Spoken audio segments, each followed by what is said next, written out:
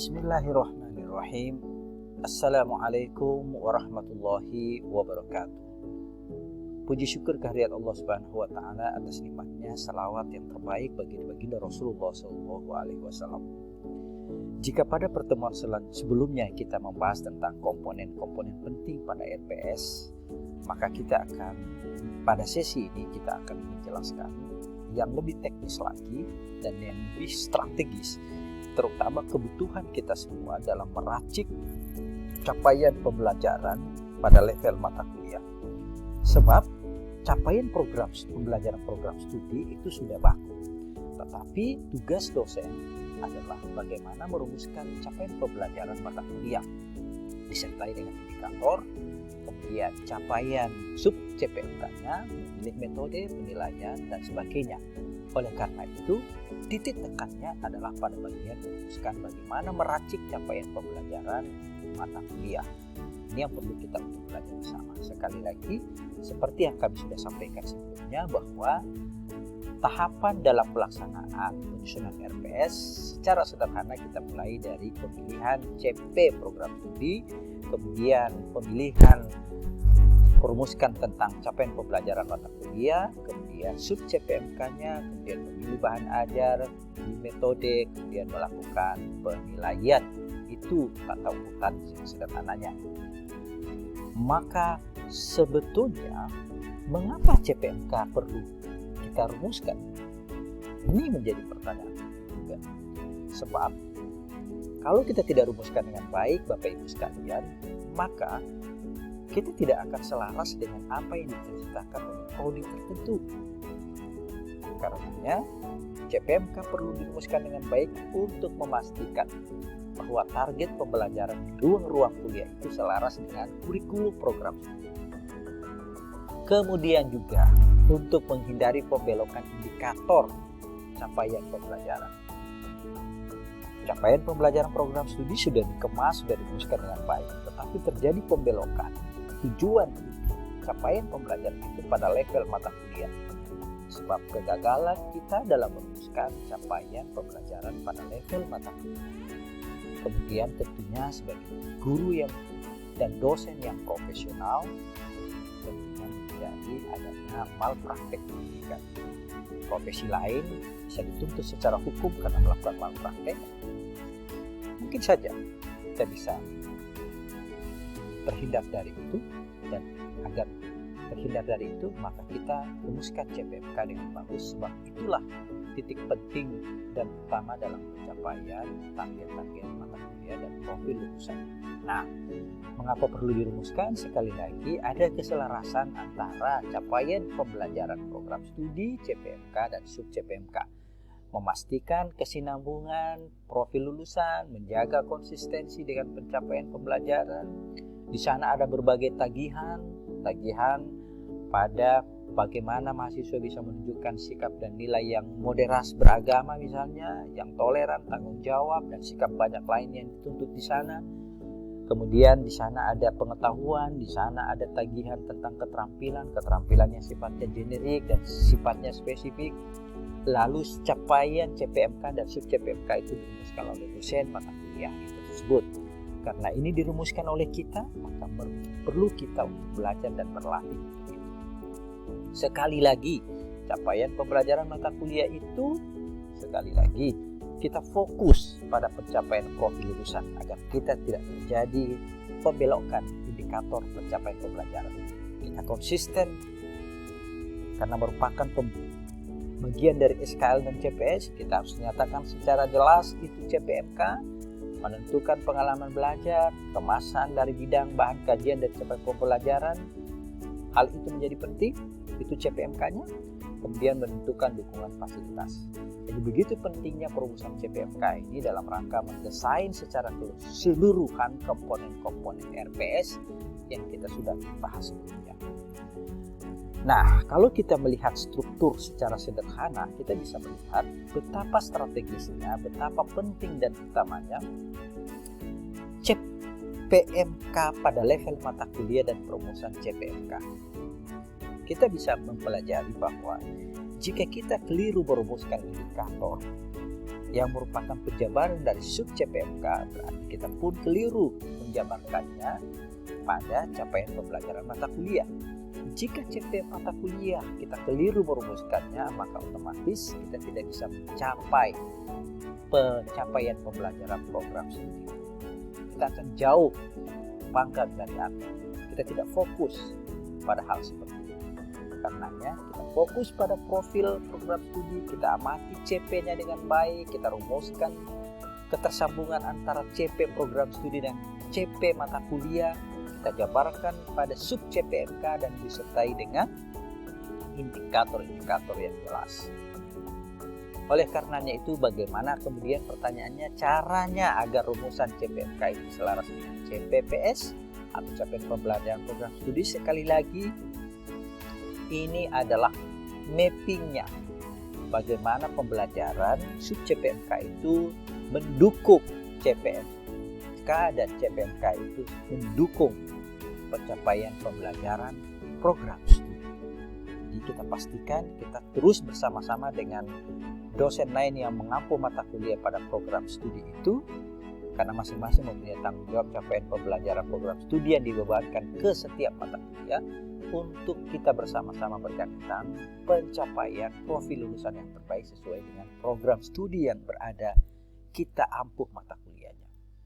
Nah, oleh karenanya penyelarasan peta sederhana penyelarasan CPMK kita mulai dari apa? Pertama sekali lagi, fokus pada rumusan capaian program studi. Kemudian setiap rumusan CPMK, capaian pembelajaran mata kuliah, itu dijabarkan beberapa topik, beberapa komponen, atau satu CP pembelajaran, beberapa CP program studi itu bisa diramu dalam satu kesatuan komponen rumusan CPMK yang satu. Beberapa contoh akan kita lihat pada sesi yang berikutnya. Pilihan indikator untuk pencapaian CPMK itu sesuai dengan level KKNI.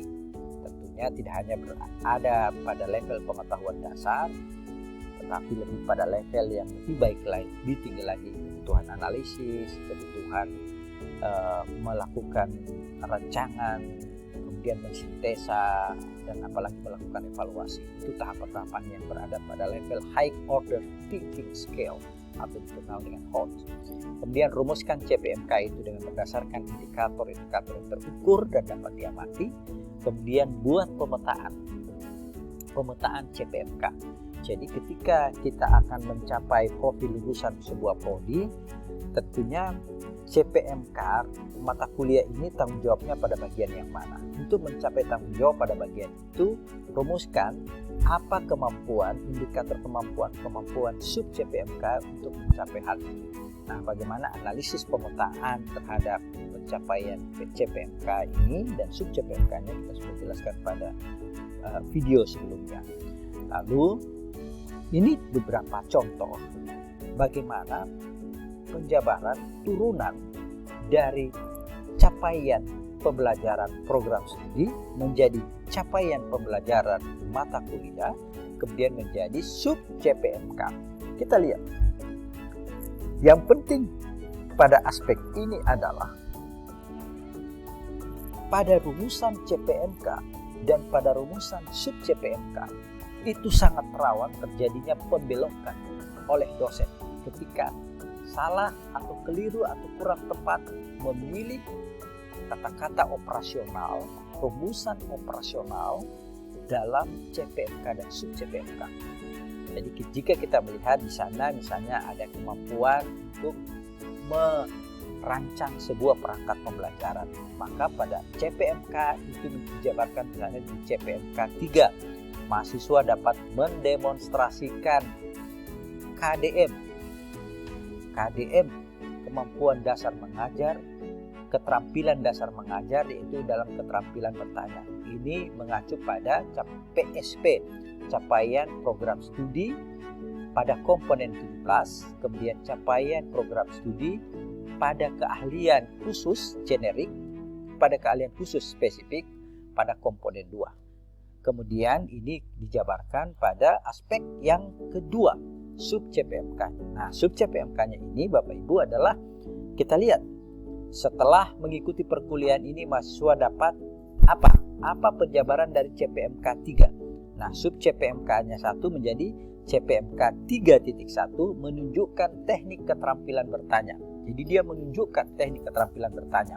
Kemudian CPMK 3.2 yang merupakan sub CPMK-nya adalah mendemonstrasikan teknik keterampilan bertanya. Nah, ini contoh bagaimana kita menjaga keselarasan dan konsistensi antara capaian program studi dengan capaian mata kuliah serta sub CPMK.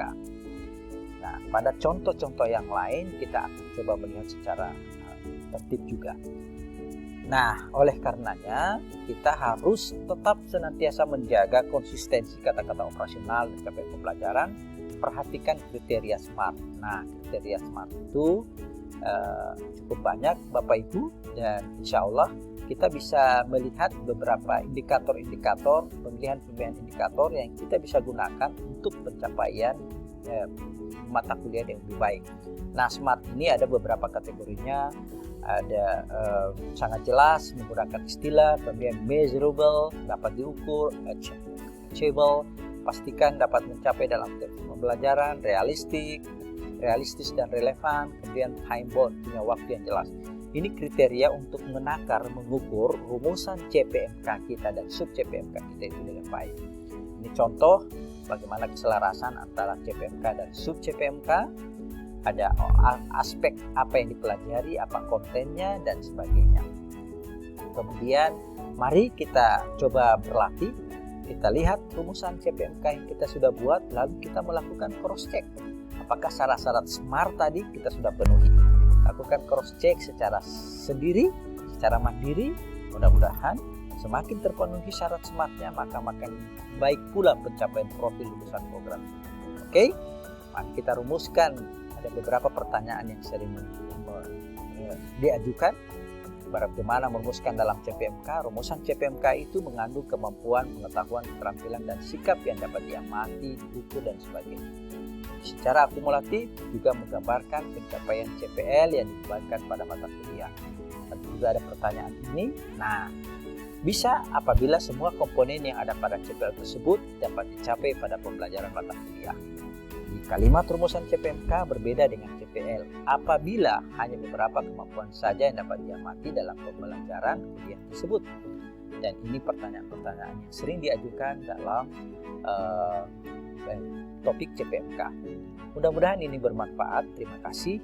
Dan pada sesi yang berikutnya kami akan menyampaikan, mendetailkan contoh-contoh konkret bagaimana pelaksanaan penyusunan RPS sesuai dengan arahan dan materi yang kita sudah jelaskan ini. Demikian, terima kasih. Kita jumpa lagi pada sesi yang selanjutnya. Semoga ada manfaatnya. Terima kasih atas segala perhatian. Mohon maaf atas segala kekurangan. Wa ilallahi turja'ul umur. Wabillahi taufiq wal hidayah.